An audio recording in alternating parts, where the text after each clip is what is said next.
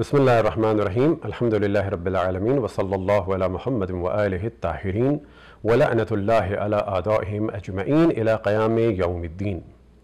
محرم کے مہینے میں عام طور پر ایک موضوع کو ڈسکس کیا جاتا ہے اور وہ ہے عاشور کا روزہ۔ اب عاشور کے روزے کے بارے میں کتب اہل سنت میں مختلف قسم کی روایات ہیں کہ جن کا ہم حوالہ آپ کے سامنے اس وجہ سے پیش نہیں کر رہے کہ وہ بہت مشہور ہیں اور ان کے لیے انڈرسٹوڈ ہیں اور وہ ان کو خود ہی بیان کرتے ہیں۔ حوالہ اس صورت میں دیں گے کہ جو حوالہ عام طور پہ لوگوں کے پاس نہ ہو۔ تو کچھ روایتیں اس عنوان سے ہیں کہ جب رسول اللہ صلی اللہ علیہ وسلم مدینے آئے تو یہودیوں کو دیکھا کہ وہ روزہ رکھے ہوئے ہیں، سوال کیا تو انہوں نے کہا کہ یہ عاشور کا روزہ ہے، جبکہ یاد رہے کہ رسول اللہ صلی اللہ علیہ وسلم بعض کتب کے مطابق 12 ربیع الاول کو یا 8 ربیع الاول کو، کہ جس میں 12 ربیع الاول زیادہ مشہور ہے، مدینے میں داخل ہوئے تھے، نہ کہ محرم میں۔ بعض روایات میں مثال کے طور پہ حضرت عائشہ سے نقل ہوا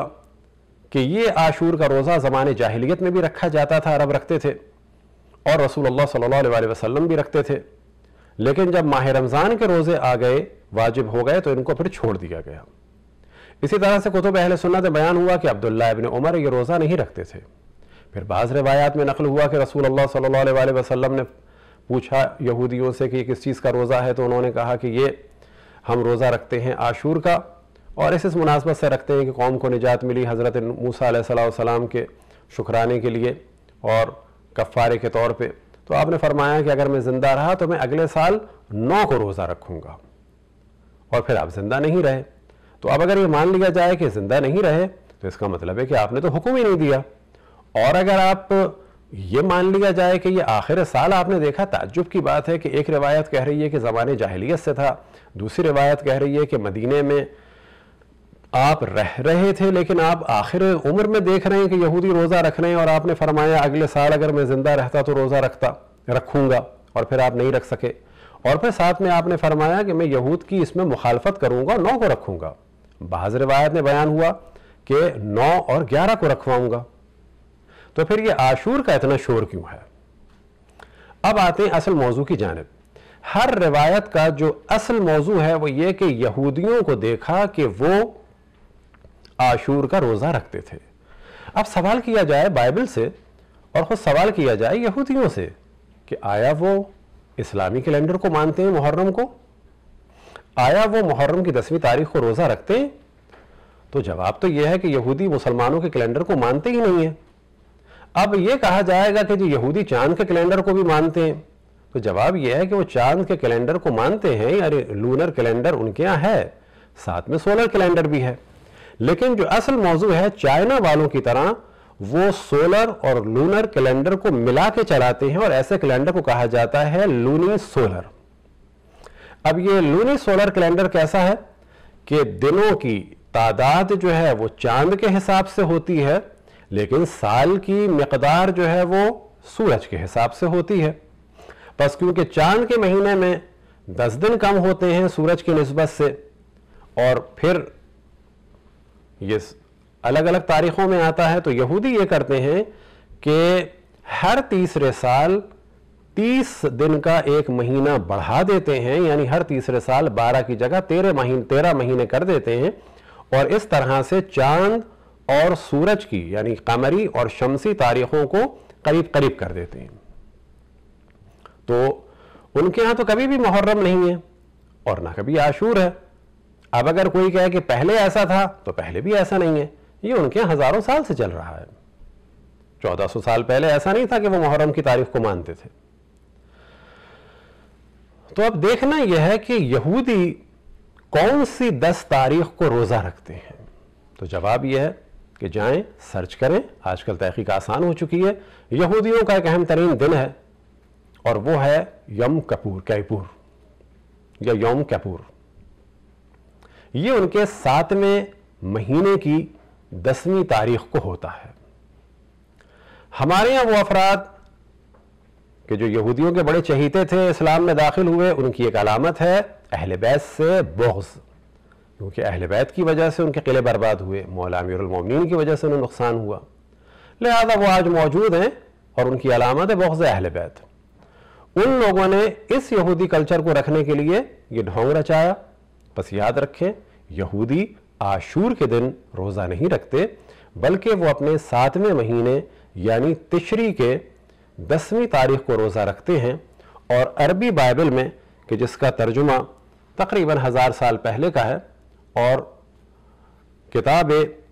لاوین میں چیپٹر نمبر 23 اور ورس نمبر 26 اور 27 میں ہے وَكَلَّمَ الرَّبُّ مُوسَىٰ قَائِلًا، کہ اللہ سبحانہ وتعالیٰ نے موسیٰ سے گفتگو کی وَأَمَّا الْعَاشِرُ مِنْ هَذَا الشَّهْرِ الصَّعْبِ وَهُوَ يَوْمُ الْكَفَّارَةِ، کہ عاشر نہ کہ عاشور، عاشر یعنی 10ویں تاریخ 7ویں مہینے کی تمہارے لیے یوم کفارہ ہے، یعنی یوم کپور، اور اس دن روزہ رکھا جاتا ہے، یاد رکھیں 24 گھنٹے کا۔ یہ دشمنان اہل بیت جو یوم عاشور کا جو جشن منا رہے ہیں اور یوم عاشور کا شور مچا رہے ہیں، انہیں چاہیے کہ اپنے آقاؤں کی طرح سے 24 گھنٹے کا روزہ رکھیں۔ اسی موضوع کو اردو کی بائبل میں کتاب احبار میں چیپٹر نمبر 23 اور وہی آیت نمبر 26 اور 27 میں خداوند نے موسیٰ سے کہا دھیان رکھو کہ 7ویں مہینے کی 10ویں تاریخ کفارے کا دن ہے۔ پھر کنگ جیمز کے ترجمے میں بھی اس چیز کو دیکھ لیں، لیویٹیکس چیپٹر نمبر 23 اور ورس نمبر 26 اور 27، And the Lord speak unto Musa also on the 10th day of this 7th month، تو یہاں پر بھی 10ویں تاریخ 7ویں مہینے کی۔ اب گوگل میں جا کے آپ سرچ کر سکتے ہیں، تحقیق کا دائرہ آسان ہو گیا ہے، آپ جا کے اردو گوگل میں لکھیں یوم کپور تو سب کچھ آ جائے گا۔ مثال کے طور پہ یوم کپور میں واضح آ جاتا ہے کہ عبرانی سال کے 10ویں دن یوم کپور منایا جاتا ہے۔ یہ عموماً سپٹمبر یا اکتوبر میں آتا ہے۔ عشرہ توبہ کے اختتام پر ایک لمبا روزہ ہوتا ہے جو یوم کپور کی شام سے سورج ڈھلنے پر شروع ہوتا ہے اور اگلے دن سورج کے غروب پر کھولا جاتا ہے۔ تو کسی کو بہت شوق ہے یہودیوں کے اس روزے کا اسلام میں لانے میں، تو وہ کوشش کرے انہی کی طرح سے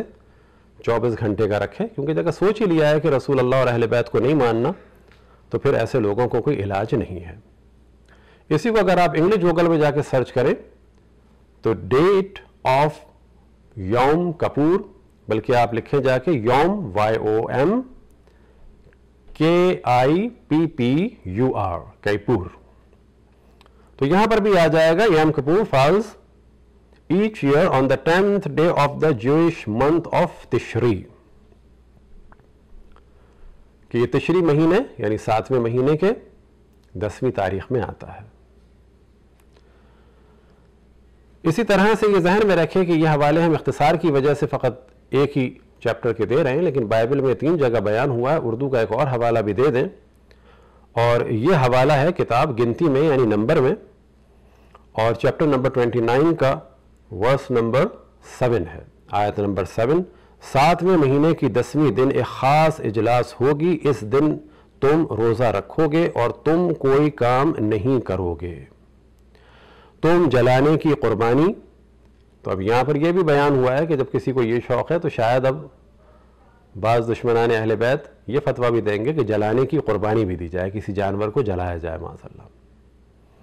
تو یہ ذہن میں رکھیں کہ ان تمام روایتوں کا سلوشن یہ ہے کہ خود دیکھا جائے کہ یہودی کب روزہ رکھتے ہیں۔ یہودی کبھی بھی محرم کی 10 تاریخ کو روزہ نہیں رکھتے، اور نہ محرم ان کا مہینہ ہے، اور نہ ہی ان کا کیلنڈر محرم کے حساب سے چلتا ہے۔ ہماری گزارش ہے ان دشمنان اہل بیت سے کہ وہ اس قسم کے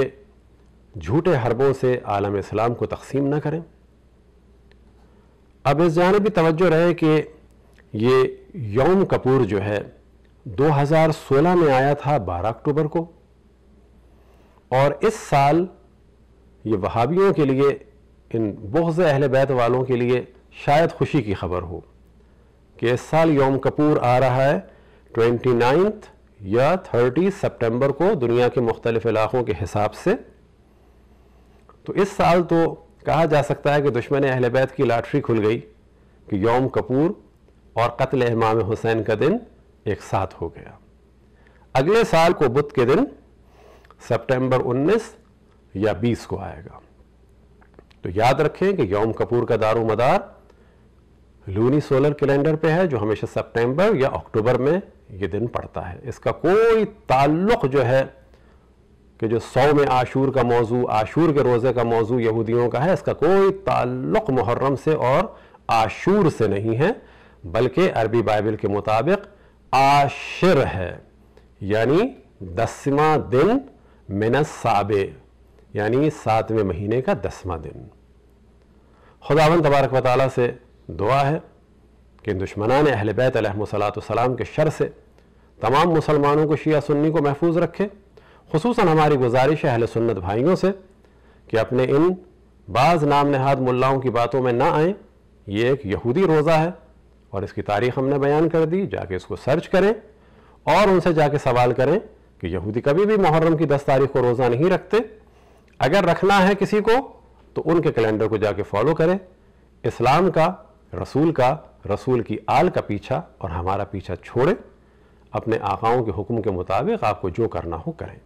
وصلی اللہ علی محمد وآلہ الطاہرین۔